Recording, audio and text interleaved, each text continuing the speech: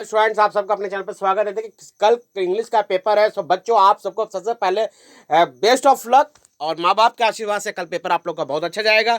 सो मैं यहाँ पर बात कर रहा हूँ इंग्लिश पेपर 10 का जो सैंपल पेपर सीबीएसई ने निकाला है, उसका एक बहुत अच्छी तरह से आप इसको पढ़ लीजिए और इसको एग्जामिनेशन से जाने से पहले प्लीज़ एक बार देख लीजिए, आपका काम जरूर आ जाएगा। क्योंकि सीबीएसई इस बार बहुत उटांग पटांग क्वेश्चन पूछ रही है, कह नहीं सकते हैं। पेपर ऐसी फिजिक्स का भी लेंदी था, मैथ साइंस वगैरह भी, मतलब कहने का मतलब है जो आंसर पेपर भी निकाल रही है, यानी आंसर की निकाल रही है, उसमें रॉन्ग आ रहा है। सबसे बड़ी बात यह है कि हिंदी पेपर का भी मैं यहीं पर अपडेट दे दो कि इंग्लिश हिंदी पेपर में भी बहुत सी एरर आए, जिसमें बच्चों को पहली बार फेल कर दिया गया।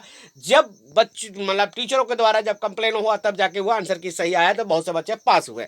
मैं यहाँ बात कर रहा हूँ इंग्लिश का, तो इंग्लिश के लिए मैं बात करता हूँ। पहले स्टूडेंट्स आगे बढ़िए और पीछे मुड़ के देखने की कोई आवश्यकता नहीं है। जहाँ पैराग्राफ दिया हुआ है, नेचर इज आवर मदर और our first teacher, the greatest lesson that the she teach us is the maintain an equilibrium in life, ये पूरा डिटेल दिया हुआ है। इसको आप पढ़िए और पढ़ लेने के बाद पूरी तरह से यहाँ अगर हम पढ़ते हैं और एक एक बात को पैराग्राफ को समझाएंगे तो काफ़ी वक्त लगेगा और आपका समय भी इन्वेस्ट होगा। सो आप खुद ही रीड कर लीजिएगा, 419 वर्ड में है। अब इसमें से क्या क्या आंसर दिया है, according to the author that from the following is the greatest lesson being the thought by nature. इनमें से 4 ऑप्शन आपके दिया हुआ है, जिसमें से आपको बताना है कि राइटर के अनुसार से क्या इसका आंसर होगा। तो मैं यहाँ पर आपको बता दूं, मैं पढ़ चुका हूँ पूरा डिटेल, इसलिए बता रहा हूँ कि इसका आंसर ए होगा, बैलेंसिंग अवर इमोशन। दूसरा नंबर क्वेश्चन को है कि आपको क्वेश्चन नंबर जो सेकंड है वो मैं यहाँ पर आपको दिखा रहा हूँ। सेकंड नंबर का क्वेश्चन को अगर आप देखिए, यहाँ मैं आगे बढ़ा दे रहा हूँ। सेकंड नंबर का जो क्वेश्चन का आंसर होगा वो सी होगा, रिस्पेक्ट द ग्राउंड। और 4 नंबर का आंसर जो होगा वो आपका, सॉरी पहले 3 आएगा, एवरी वन होगा। और 4 नंबर का आंसर होगा सी। 4 का आंसर है सी। जरा इसको हम देख लेते हैं, ठीक है। और सारे बच्चों को मैं बता दे रहा हूँ ताकि एक बार रिवीजन जरूर कर लो बाबू, बहुत ज़रूरी है। सी, ठीक है, इसका आंसर सी है 4 का। 5 का आंसर अगर आप करेंगे तो इसका आंसर है बी। इसके बाद आइए, 5 के बाद आइएगा तो आगे बढ़िएगा तो क्वेश्चन नंबर 6 और 7 को आप देखिए। क्वेश्चन नंबर 6 में आप इसका आंसर आइएगा तो इसका आंसर है बी। और क्वेश्चन नंबर 7 में अगर आप देखेंगे तो इसका आंसर है, देखिए यहाँ 1 4 5, जो कि आप मेरे पढ़ा हुआ है, इसका आंसर मैं बता पा रहा हूँ। इसको अगर आप कीजिएगा तो यहाँ पर आपको मिलेगा 1 4 5 ऑप्शन सी में। फिर नेक्स्ट क्वेश्चन, क्वेश्चन नंबर 8 को अगर आप बढ़ेंगे तो डी आएगा, नथिंग फॉर एवर में आ जाएगा, ये हो जाएगा। 9 नंबर अगर आइएगा तो आवर सेल्स में आइएगा। और 10 नंबर फिर पैराग्राफ आपको पढ़ना है और इस पैराग्राफ के अनुसार से भी मतलब पूरी तरह से देना है, वो आप जान रहे हैं इस विषय में। तो 10 नंबर का आंसर होगा लुक, यानी ऑप्शन बी हो जाएगा, और ये आइंस्टीन वाला।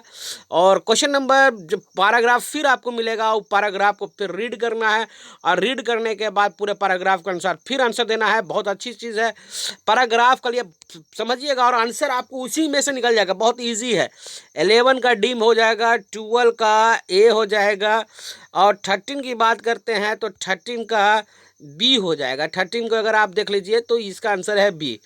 फिर अगर आप बढ़ते हैं 14 में अगर आइएगा, 14 का है बी। 15 में अगर आइएगा तो 15 का आंसर है डी। 15 का है डी, ठीक है। 15 का डी यहाँ पर नहीं है, आगे बढ़ते हैं। 15 का डी, ठीक है। 16 का अगर आप आइएगा तो 16 का ये बुक्स होगा। उसके बाद 17 नंबर क्वेश्चन आइए, 17 18 की ओर हम बढ़ रहे हैं। तो क्वेश्चन नंबर 17 का जो आंसर होगा ए होगा और इसका आंसर सी होगा, गेन फ्रॉम द ईस्ट हो गया। अब हम आगे बढ़ते हैं बाबू, और क्वेश्चन को मैं यहाँ नहीं पढ़ रहा हूँ क्योंकि क्वेश्चन पढ़ाऊंगा तो वीडियो बहुत लंबा बन जाएगा। आप अपने मोबाइल में भी आप सबके पास है ले लीजिए और इसका आंसर आप फिलअप कर लीजिएगा, ठीक है ना स्टूडेंट। तो चलिए आप क्वेश्चन नंबर 19 की बात हम करते हैं। तो 19 नंबर में होगा कि hospital broad the carly maintain that you must not, यानी ऑप्शन बी हो जाएगा। There's never that the petrol left after Rahul use the car. तो इसका जो आंसर होगा वो होगा, पेट्रोल है तो डेट मीन्स मच होगा। चलिए आगे बढ़िए।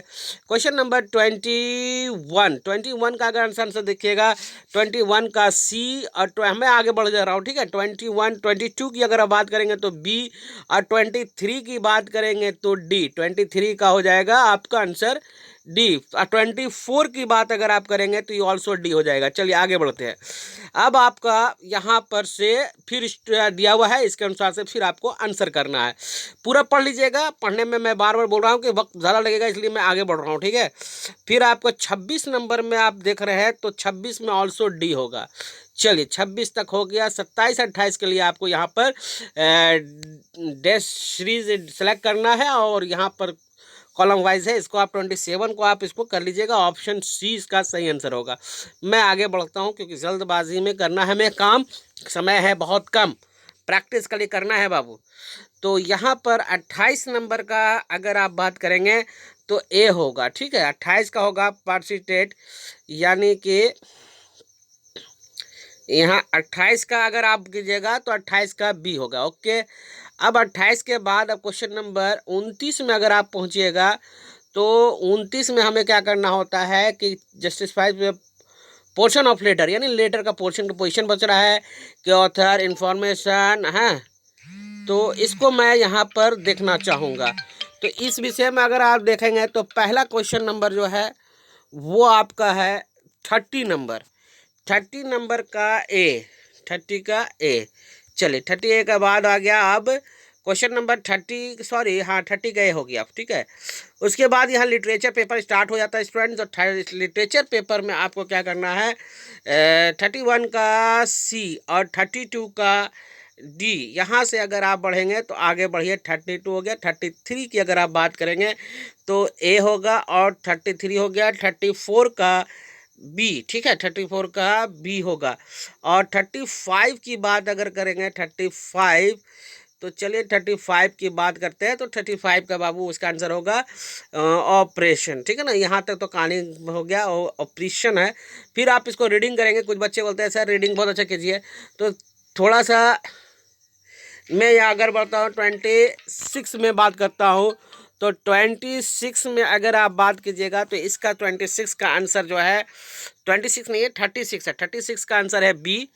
36 का बी। 37 का सी, ठीक है। 37 का आंसर है सी और सी हो गया, ठीक है। 38 का मैं बता दूं तो 38 का आंसर है बी, ठीक है। ओहो हो सॉरी, 38 का भी ऑल्सो बी। चलिए इसको भी ख़त्म कीजिए।